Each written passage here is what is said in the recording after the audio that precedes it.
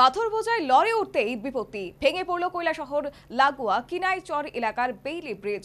এই ঘটনায় আহত একাধিক। ব্রিজ দ্রুত মেরামতির আশ্বাস প্রশাসনিক কর্তাদের। কৈলাসহর শহর লাগোয়া কিনাইচর এলাকায় মঙ্গলবার দুপুরে ঘটে ভয়াবহ দুর্ঘটনা।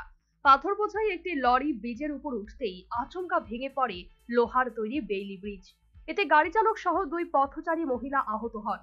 আহতদের দ্রুত কৈলাসহরের ঊনকোটি জেলা হাসপাতালে ভর্তি করা হয়েছে।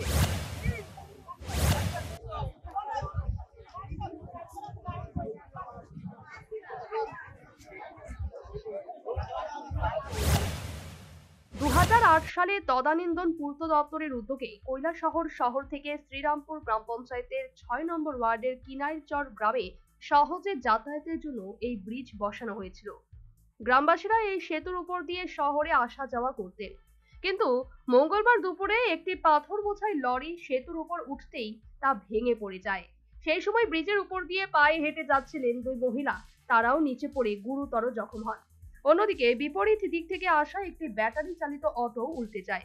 ঘটনার খবর পেয়ে দ্রুত ঘটনাস্থলে পৌঁছান কৈলাসহর পুর পরিষদের চেয়ারপারসন চপলা রানী দেবরায়, স্থানীয় বিধায়ক বীরজিৎ সিনহা, প্রাক্তন বিধায়ক মবস্বর আলী, ঊনকোটি জেলার জেলা শাসক ডক্টর তমাল মজুমদার, পুলিশ সুপার সুধাম্বিকা আর, কৈলাসহরের মহকুমা শাসক বিপুল দাস, মহকুমা পুলিশ আধিকারিক জয়ন্ত কর্মকার সহ অন্যান্য প্রশাসনিক আধিকারিকরা।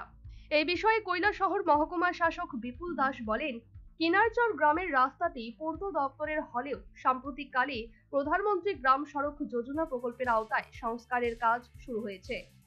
প্রশাসনের পক্ষ থেকে উদ্যোগ নেওয়া হয়েছে আগামী 24 ঘন্টার মধ্যেই সাধারণ মানুষের যাতায়াতের বিকল্প ব্যবস্থা করা হবে।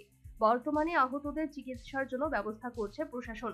তবে ক্যামেরার সামনে মুখ না খুললেও স্থানীয়দের একাংশের অভিযোগ, বহু বছর পুরনো এই সেতু দুর্বল হয়ে পড়লেও প্রশাসনের তরফ থেকে তা সংস্কারের ব্যবস্থা করা হয়নি। গ্রামবাসীরা বারবার ভারী যানবাহন চলাচল বন্ধ করার দাবি তুললেও অবৈধভাবে পাথর বোঝাই গাড়ি চলাচল করছিল, তার ফলেই এই দুর্ঘটনা।